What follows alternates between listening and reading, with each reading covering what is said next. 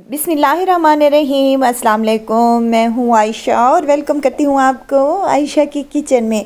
आज मैं लाई हूँ आप लोगों के लिए एक मज़ेदार सी फ़िश फ्राई की रेसिपी, जिसको बनाना बहुत ही आसान है और इसका टेस्ट और जायका लाजवाब है। अगर आप मेरे तरीके से फ़िश फ्राई घरों पर तैयार करेंगे तो आप फिर बाज़ार से लाना भूल जाएंगे इंशाअल्लाह ताला। 1 किलो की परफेक्ट रेसिपी आपसे शेयर कर रही हूँ। परफेक्ट रेसिपी को देखने के लिए आपने सबसे पहले मेरे चैनल को तो ज़रूर सब्सक्राइब कर लेना है। तो चलते हैं और इस मज़ेदार सी रेसिपी को बनाना स्टार्ट कर लेते हैं।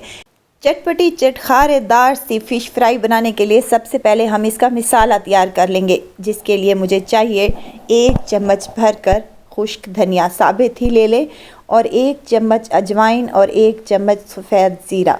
अब यहाँ पर मेरे पास गोल लाल मिर्चें अवेलेबल नहीं थी। अगर आपके पास गोल लाल मिर्चें अवेलेबल हों तो आप 10 से 12 वो भी शामिल कर लें और इनको अच्छे से मिक्स करने के बाद 1 मिनट तक इनको ड्राई रोस्ट कर लेना है।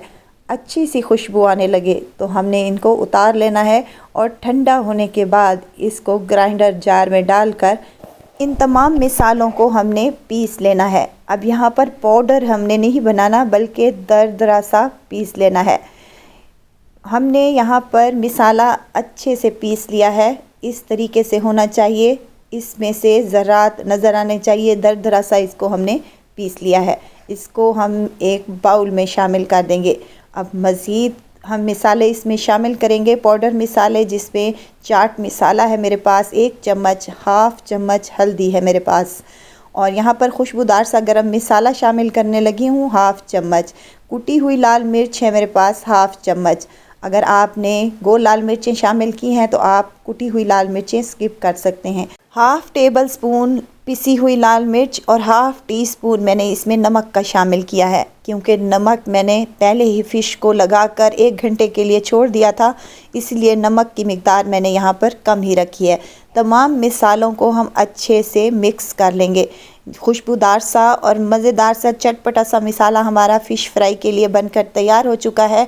आप ज़्यादा क्वांटिटी में बनाकर इसको महफूज भी कर सकते हैं और जब भी आपका दिल हो फ़िश फ्राई खाने का तो आप फटाफट से फ़िश फ्राई का मिसाला उठाएं और मिसाला लगाने के बाद फ्राई कर लें। अब यहाँ पर फ़िश है मेरे पास तकरीबन 1 किलो के बराबर, जिसको मैंने 1 घंटे के लिए नमक लगाकर छोड़ दिया था और अब इसको मैंने अच्छे से वॉश करने के बाद ये जो हमने पाउडर मिसाले तमाम बनाए हैं इनके ऊपर डाल देंगे। ये जो मिसाला मैंने तैयार किया है ये 1 किलो फ़िश के लिए परफेक्ट है।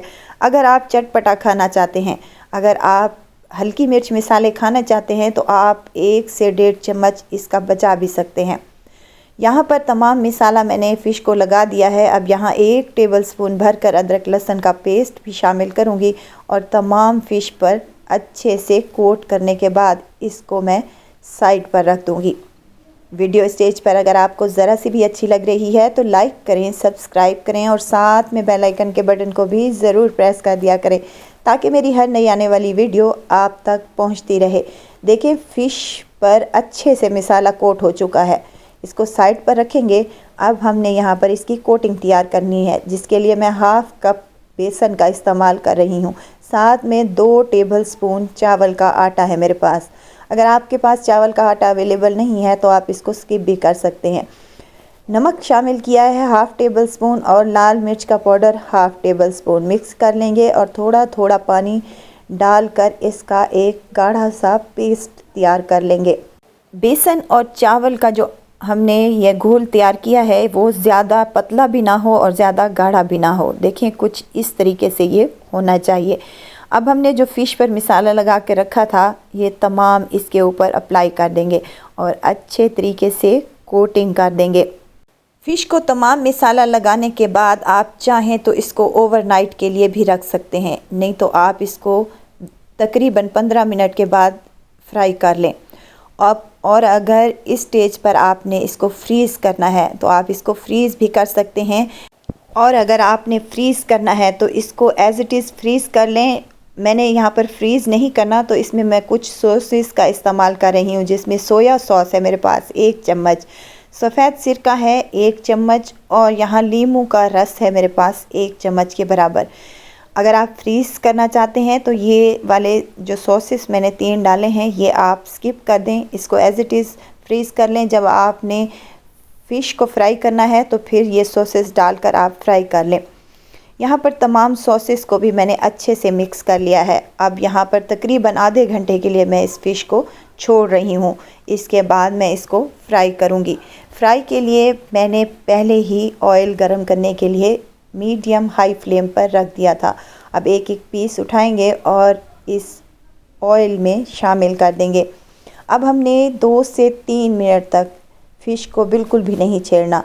मीडियम हाई फ्लेम पर हमने इसको फ्राई करना है, ना ही लो फ्लेम करें और ना ही ज़्यादा हाई फ्लेम करें। हाई फ्लेम करेंगे तो ऊपर से तो इसका कलर आ जाएगा लेकिन अंदर तक ये नहीं पकेगी।